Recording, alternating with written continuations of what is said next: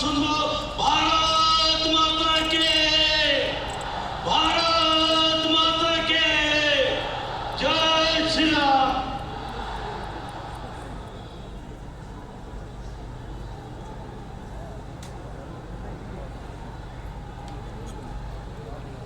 नमस्कार। भारत माता की, भारत माता की। आज हम मां गंगा के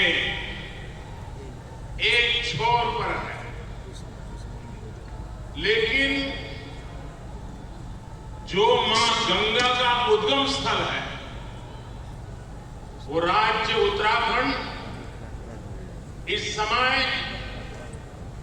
आपदा का सामना कर रहा है। एक ग्लेशियर टूटने की वजह से वहां नदी का जलस्तर बढ़ गया, नुकसान की खबरें धीरे धीरे आ रही हैं। मैं उत्तराखंड के मुख्यमंत्री श्री त्रिवेंद्र रावत जी, भारत सरकार के गृह मंत्री श्री, एनडीआरएफ के अफसर, उन सबसे निरंतर संपर्क में हूं। वहां पर राहत और बचाव का कार्य पुरजोश करने का प्रयास चल रहा है। लोगों को सुरक्षित स्थानों पर ले जाया जा रहा है। मेडिकल सुविधाओं में कोई कमी न हो, इस पर जोर दिया जा रहा है। वहां 2-1 दिन पहले ही काफी बर्फबारी भी हुई थी। मौसम काफी ठंडा है। लोगों की परेशानी कम से कम करने के लिए सरकार पूरा प्रयास कर रही है। उत्तराखंड में ऐसे परिवार मुश्किल से मिलते हैं जिनका कोई न कोई सदस्य फौज में न हो, यानी वहां के लोगों का हौसला किसी भी आपदा को मात दे सकता है। उत्तराखंड के साहसी लोग के लिए मैं प्रार्थना कर रहा हूं, बंगाल प्रार्थना कर रहा है, देश प्रार्थना कर रहा है।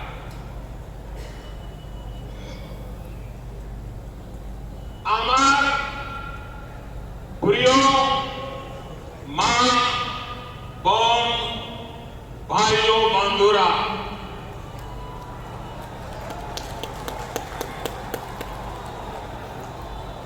মেদিনীপুরের এই পবিত্র মাটিতে আসতে পেরে নিজেকে ধন্য মনে করছি।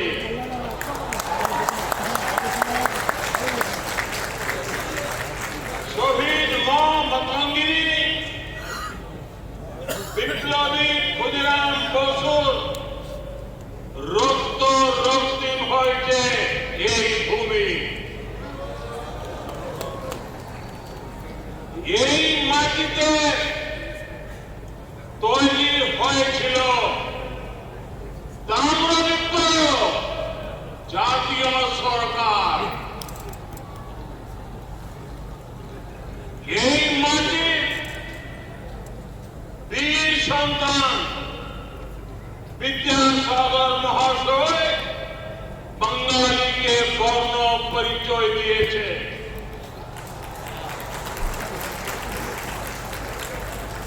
সতীশচন্দ্র সামন্তের হাতে হলদিয়া বন্দর মেদিনীপুরের এমন মাটির গুণে আমি মুগ্ধ। भारत सहित पूरी दुनिया को दिशा दिखाने वाले महान मनुष्यों, संतों, वीरों की पावनधरा बंगाल को मैं सर झुका करके नमन करता।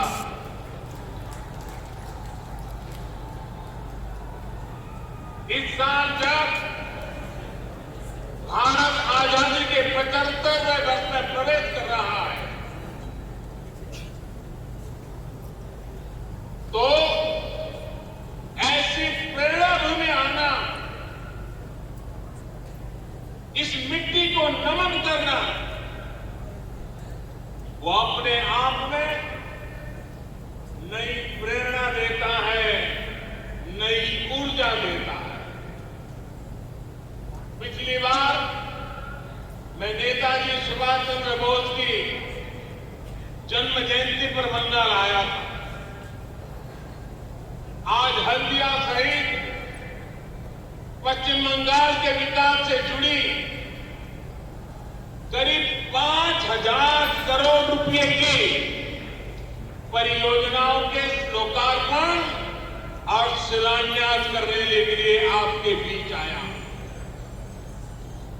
इस कार्यक्रम के बाद सरकार के उस विधिवत कार्यक्रम के लिए मैं जाऊंगा। गैस कनेक्टिविटी और रोड कनेक्टिविटी को सशक्त करने वाली ये योजनाएं यहां सुविधाएं भी बढ़ाएगी और रोजगार के अनेक अवसर भी तैयार करेगी। रानी चक्का आधुनिक फ्लाईओवर, हल्दिया डॉक कॉम्प्लेक्स सुविधाओं का विस्तार करेगा, पड़ोसी देशों के साथ व्यापार कारोबार को आसान करेगा। फ्लाईओवर के अलावा गैस और ईंधन से जुड़े 3 बड़े प्रोजेक्ट से भी यहां के उद्योगों को, यहां के नागरिकों को बहुत लाभ होने वाला है। डोभी दुर्गापुर नेतुल गैस पाइपलाइन अब बनकर के तैयार है। इससे पश्चिम बंगाल के अनेक जिलों में पीएनजी और सीएनजी की सुविधाएं पहुंचाने में मदद मिलेगी। इससे दुर्गापुर फर्टिलाइजर कारखाने के लिए भी पर्याप्त गैस मिल पाएगी। इसी तरह एलपीजी इंपोर्ट टर्मिनल से पश्चिम बंगाल के अलावा पूरे पूर्वी भारत में एलपीजी गैस और आसानी से मिलेगी। भाइयों और बहनों, पश्चिम बंगाल का विकास और यहां आधुनिक इंफ्रास्ट्रक्चर का निर्माण केंद्र सरकार की निरंतर प्राथमिकता रही है। कोलकाता में 8,500 करोड़ रुपए की लागत से मेट्रो प्रोजेक्ट पर तेजी से काम चल रहा है। इस बार के बजट में केंद्र सरकार ने इस अभियान को और विस्तार दिया। केंद्र सरकार इस साल भी हजारों करोड़ रुपए पश्चिम बंगाल में नेशनल हाईवे बनाने में लगाने वाली। इसके तहत कोलकाता सिलीगुड़ी रोड को भी अपग्रेड किया जाएगा। पश्चिम बंगाल को पंजाब से जोड़ने वाली पूर्वी डेडिकेटेड फ्रेट कॉरिडोर बहुत जल्द बनकर पूरा होने वाला। इसके अलावा खड़गपुर से विजयवाड़ा के लिए नए फ्रेट कॉरिडोर की भी घोषणा की गई है। पश्चिम बंगाल में रेलवे पर भी पिछले साल की तुलना में 25% से ज्यादा खर्च किया जाएगा। यही नहीं, पूर्व मेदिनीपुर में बेतुआ घाट फिशिंग हार्बर को एक हब के रूप में विकसित किया जाएगा। इससे हमारे मछुआरे साथियों को बहुत लाभ होगा। साथियों, इस साल के बजट में चाय बागानों से जुड़े लाखों साथियों पर भी विशेष ध्यान दिया गया। इनके लिए 1,000 करोड़ रुपए के पैकेज की व्यवस्था की गई है। इस पैकेज का बहुत बड़ा लाभ पश्चिम बंगाल के चाय बागान से जुड़े साथियों को, विशेष तौर पर हमारी बहनों को मिलेगा। इसमें उनकी सामाजिक और आर्थिक स्थिति को बेहतर बनाने में बहुत मदद मिलेगी। मैं इसके लिए चाय बागान से जुड़े सभी परिवारों को बहुत बहुत बधाई देता हूं। भाइयों बहनों, आज जब मैं पश्चिम बंगाल आया हूं तो एक सवाल पूछना चाहूंगा। साथियों, गुलामी के कालखंड में भी पश्चिम बंगाल देश के सबसे विकसित राज्यों में सर्वोपरि रहा। यहां हर प्रकार का इंफ्रास्ट्रक्चर बाकी देश के मुकाबले बहुत मजबूत था।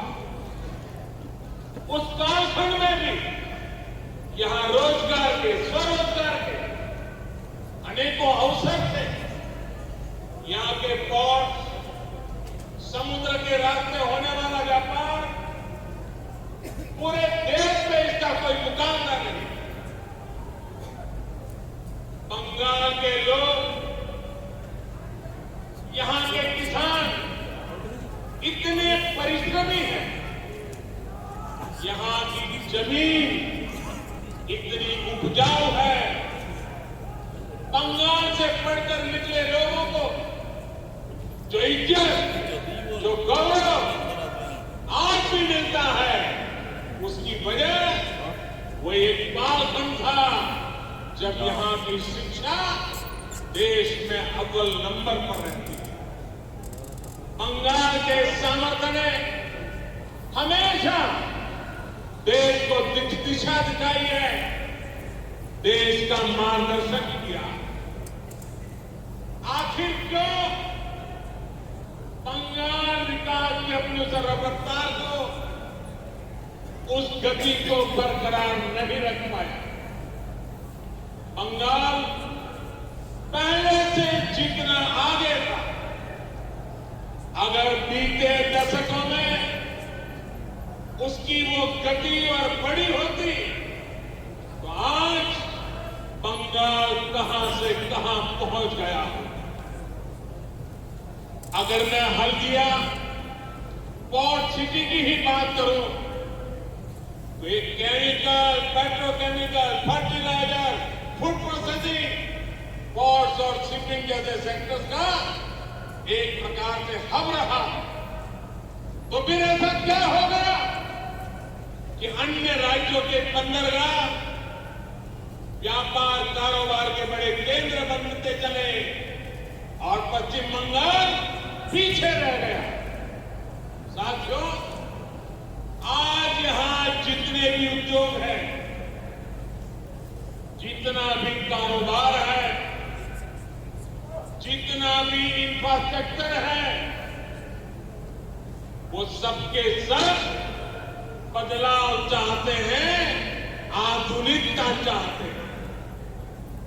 लेकिन आप सोचिए, बीते 10 साल में यहां की सरकार ने कितनी फैक्ट्रियों का शिलान्यास या उद्घाटन किया? उस बड़े स्टील प्लांट का क्या हुआ जो यहां की अराजक व्यवस्थाओं के कारण शुरू ही नहीं हो सका? साथियों, पश्चिम बंगाल की स्थिति का सबसे बड़ा कारण है यहां की राजनीति। आजादी के बाद जब पश्चिम बंगाल के विकास को नई दिशा देने की जरूरत थी, तब यहां विकास वाली राजनीति नहीं हुई। पहले कांग्रेस ने शासन किया तो भ्रष्टाचार का बोलबाला रहा, फिर लेफ्ट का शासन लंबे समय तक रहा। उन्होंने भ्रष्टाचार के साथ साथ अत्याचार को जोड़ दिया और दोनों की तरफ आगे बढ़े और विकास पर उन्होंने ब्रेक लगा दिया। 2011 में पूरे देश की नजरें बंगाल पर थी। लेफ्ट की हिंसा और भ्रष्टाचार का जर्जर किला रहने की कगार पर था। उस समय ममता दीदी ने बंगाल से परिवर्तन का वादा किया। उनके इस वादे ने पूरे देश का ध्यान खींचा। लोगों ने भरोसा किया। बंगाल ममता की आस लेके जी रहा था, लेकिन 10 साल उसे निर्ममता मिली। ममता की अपेक्षा थी, निर्ममता का शिकार हो गया।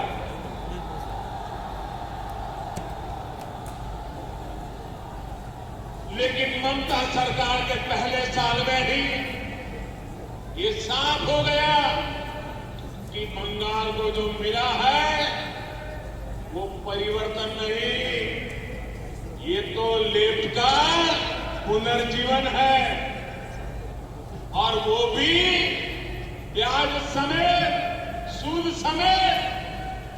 लेफ्ट का पुनर्जीवन यानी भ्रष्टाचार का पुनर्जीवन, अपराध और अपराधियों का पुनर्जीवन, हिंसा का पुनर्जीवन, लोकतंत्र पर हमलों का पुनर्जीवन।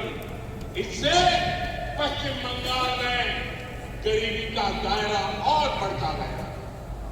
पुराने उद्योगों में ताले लगते चले गए। नए उद्योग लगाने के लिए कोई उत्साह नहीं रहा। किसान को उतनी सुविधा नहीं मिलती जितनी मिलनी चाहिए।